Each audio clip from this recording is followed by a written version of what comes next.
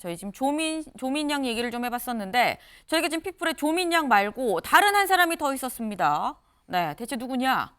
안민석 의원입니다. 민주당의 안민석 의원. 대체 오늘 픽플로 저희가 왜 선정을 했는지 요건 저희가 일단 목소리를 좀 들어보고 얘기 이어가 보겠습니다. 어제 온라인에서 더불어민주당 안민석 의원의 아들로부터 학폭을 당했다는 피해자의 호소문을 접하게 되었습니다. 2012년 피해자가 고2 때 안민석 의원의 아들로부터 지속적인 괴롭힘을 당했다고 호소하는 글입니다. 이 글의 사실 여부에 대해서 더불어민주당 안민석 의원이 책임 있는 답변을 해주길 바랍니다. 네, 지금 저희 스튜디오에도 지금 나와 계시긴 합니다만 장해찬 최고가 어제 이 최고위에서 한 얘기입니다. 안민석 의원 아들이 학폭 의혹이 있다. 이런 제보를 받았다. 어떻게 된 겁니까? 라고 얘기를 했는데 여기에 안민석 의원이 SNS 글을 올렸습니다. 내가 확인해 본 결과 학폭이 없었다. 이 일에 나는 어떤 영향도 행사한 적이 없다라면서 장해찬 최고께 법적, 정치적 책임을 져야 할 것이다. 라는 글을 올렸습니다. 장 최고님, 어떻게 보십니까? 법적, 정치적 책임을 져야 된다고 지금 굉장히 세게 올렸거든요. 제가 확인한 그 피해자의 구체적인 이 피해 사실이 담겨 있는 글의 신빙성이 네. 안민석 의원이 이제껏 정치권에서 주장해왔던 최순실 자산 300조 그리고 윤지호 씨 말만 믿고 네. 한국에 데려와서 국민 세금으로 막 경호받게 했던 일들 그것에 비하면 훨씬 더 신빙성 높은 증거라고 생각하고 있고요. 안민석 의원 일단 말이 너무 깁니다. 국회에서 청문회 합시다. 네. 정순신 청문회도 하는데 민간인 된 사람 안민석 정청래 청문회는 왜 못합니까? 그리고 이 피해자의 구체적 이 피해 내용 서술 외에도 네. 사실 안민석 의원이 저에 대해서는 문제 제기를 하지만 해당 게시글에 대해서는 아직까지 문제 제기를 안 하고 있어요. 이게 정말 사실이 아니다라고 생각이 되면 네. 그 게시글을 근거로 의혹을 제기한 정치인 장해찬뿐만 아니라 네. 게시글과 원작성자에 대해서도 법적 책임 묻겠다고 나오는 게 지극히 상식적인 내용 아닌가요? 그리고 저는 안민석 의원이 한국에 돌아오시는 대로 네. 빨리 저를 고소해 주시길 바랍니다. 아. 명예훼손으로 고소해 주시면 네. 저도 무고죄로 고소 다시 해드릴 거고요. 아. 그 과정에서 네. 수사기관에서 해당 게시글의 진위 여부를 밝혀주기를 바라고 있는 만큼 말로만 법적 책임 운운하지 마시고 네. 하루빨리 고소장이 접수되기를 기다리고 있겠습니다. 지금 사안이 굉장히 좀 심각해지는 모습이 지금 보이고 있습니다. 법적, 정치적 책임을 져야 할 것이다 라고 얘기를 했는데 여기에 빨리 고소를 하셔라 라고 지금 얘기를 했는데 조 변호사님. 예. 근데 이렇게 되면은 명예훼손으로 아마 만약에 뭐 법적 책임을 얘기를 하는 건 명예훼손을 얘기하는 걸 텐데 명예훼손으로 가게 되면 사안이 좀 길게 시간이 좀 길게 걸리는 거 아닙니까? 아무래도 법적인 절차에는 시간이 소요될 수밖에 없고요. 그리고 뭐 지금 방금 전에 장해찬 최고위원이 말씀하셨는데 네. 그 게시글 쓴 사람도 고소해야 되는 거 아니냐. 네. 근데 뭐 국민 일반으로서 누가 이렇게 장난삼아 SNS에 글을 쓰거나 한 것까지 전부 정치인들이나 네. 이른바 유명인들이 민감하게 반응하기는 좀 어렵고 바람직하지도 않다고 봅니다. 근데 정치인이라면 그게 꼭 법적 책임이 아니더라도 정치적 책임 부분은 남아있기 때문에 이 부분에 관해서 안민석 의원이든 아니면 장해찬 최고위원이든 이게 이런 식으로 계속 뜨거워지는 상황이라면 결국에는 진실에 관해서 어느 한쪽은 꼭 법적 책임까지 물어야 되는지는 전 잘 모르겠는데 정치적 책임 부분은 나중에 문제가 될 것 같습니다. 네.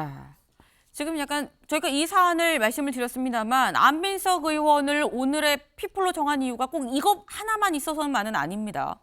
안 의원의 이 발언도 사실 좀 논란이 되고 있었는데요. 이 얘기 직접 들어보고 오시죠. 민주당이 줄줄이 이제 직회부를 하고 대통령이 거부권을 행사하는 약순환의 정치, 이게 총선 전까지도 계속될 거다 이런 얘기가 있어요. 어떻게 보세요? 총선에서 국힘이 지게 되면은 예. 레임덕이 있지 않겠습니까? 그렇게 되면 이제 차기 정권을 윤석열 야당한테 다시 이제 뺏길 거고요. 그러면은 윤석열 대통령과 김건희 여사가 무탈하겠습니까? 아마 감옥 갈 것 같아요. 이제 그런 시나리오를 두려워하는 거 아니겠어요? 네. 지금 안민석 의원이 정권이 바뀌면 윤 대통령 부부 감옥 가지 않겠느냐라는 얘기를 했습니다. 이 내용을 두고 김관욱 교수님. 예. 여권에서는 이거 너무한 거 아니냐 뭐 이런 얘기가 나왔거든요. 이 야권 내부에서는 뭐라고 얘기가 나올까요?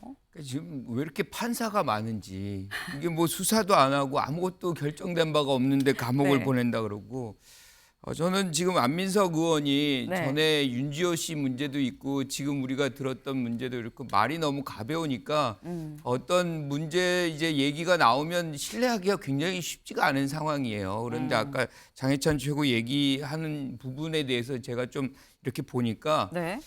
유사한 어떤 그 글이 올라와 있는 게 하나 있더라고요. 근데 굉장히 구체적이에요. 그래서 SNS인데 여기에 네. 올라온 거 보면 같이 있었던 학생인데 29이라고 본인을 얘기하면서 네.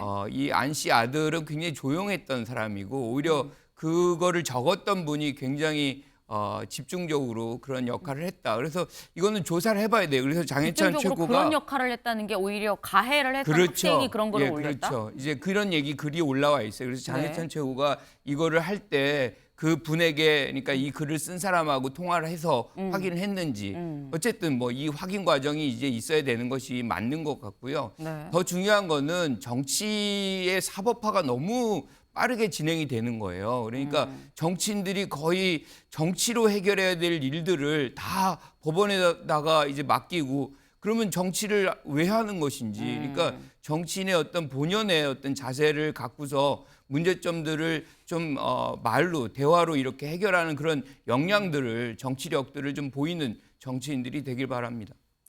네. 아니 지금 저희가 사실 이 다른 발언으로 오긴 했는데 다시 또 말씀을 주셨어요. 장해찬 최고님. 이게 확인을 더 해봤어야 되는 거 아니냐라는 지적도 있긴 하거든요. 아니 저 정도 구체적인 서술이 나왔는데 정치인이 의혹 제기도 감당을 못합니까?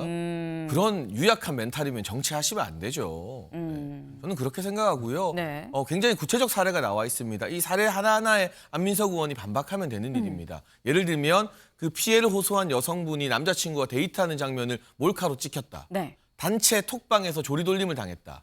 교무실에 가서 욕설 등의 어떤 위협 행위를 받았다. 이 하나하나가 그냥 딱 봤을 때도 네, 실제 피해 사실이 없으면 이렇게까지 이 사건이 일어난 시점과 네. 피해 사실과 장소 등을 구체적으로 서술할 수 있을까 의심이 가는 부분이거든요. 여기에 대해서 제보를 받고 의혹 제기를 하는 것이고 아들만만 믿고 아니라고 할 수 없습니다. 이재명 대표도 아들 성매매 안 했다고 하는데 그거 성매매 안 했다고 믿는 사람이 어디 있습니까? 제가 대선 때부터 주구장창 이재명 대표 아들은 성매매 범죄자라고 하는데 저한테 고소도 못하고 있습니다. 왜냐? 고소했다간 진실을 밝혀질 게 두려워서겠죠. 저희가 안민석 의원 아들 말을 어떻게 믿습니까? 구체적으로 졸업 앨범 인증까지 하면서 피해 사실을 호소한 분의 말을 일단 믿어주는 게 네. 민주당이 그토록 자랑해왔던 피해자 중심주의 아닙니까?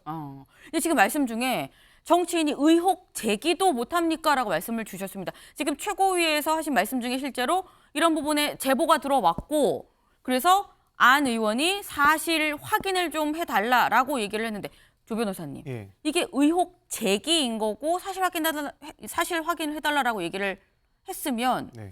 이게 또 명예훼손으로 이 의율이 될 수 있는 건가라는 생각도 들긴 근데 이제 하거든요. 판례가 쓰는 표현 중에 경솔한 의혹 제기도 있어요.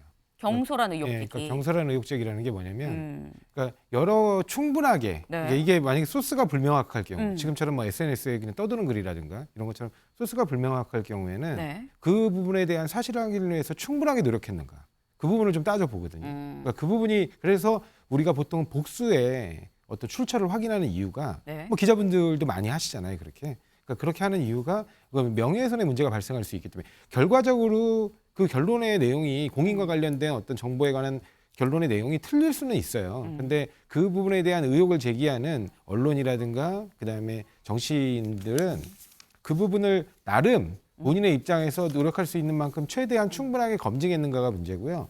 특히 뭐 이재명 아들 잠깐 얘기하셨는데 네. 그 부분 관련 성매매는 무혐의 거의 나온 거 아닙니까? 그러면 지금이라도 문제 제기하면 또 문제 됩니까? 근데 저는 아까도 말씀드리지만 이 부분에 대해서 가급적 지금 옆에 김관욱 교수님도 말씀하셨지만 이렇게 정치를 자꾸 사법화로 끌고 가는 거에 대해서 별로 저는 바람직하다고 생각하지는 않거든요. 법률위원장이신데 예, 사법화는 안 된다. 예, 네. 가급적이면 그렇다는 네. 겁니다. 그래서 정치는 정치와 안에서 논의돼야 되지만 네. 정치인으로서 되게 책임감 있게 발언해야 된다는 부분은 꼭 말씀드리고 싶습니다. 네. 사실 이 부분 관련해서 장 최고님, 그 해당 글이 이 의혹 제기한 그 해당 글이 요번에 나온 글이 아니라 좀 몇 년 된 글이더라.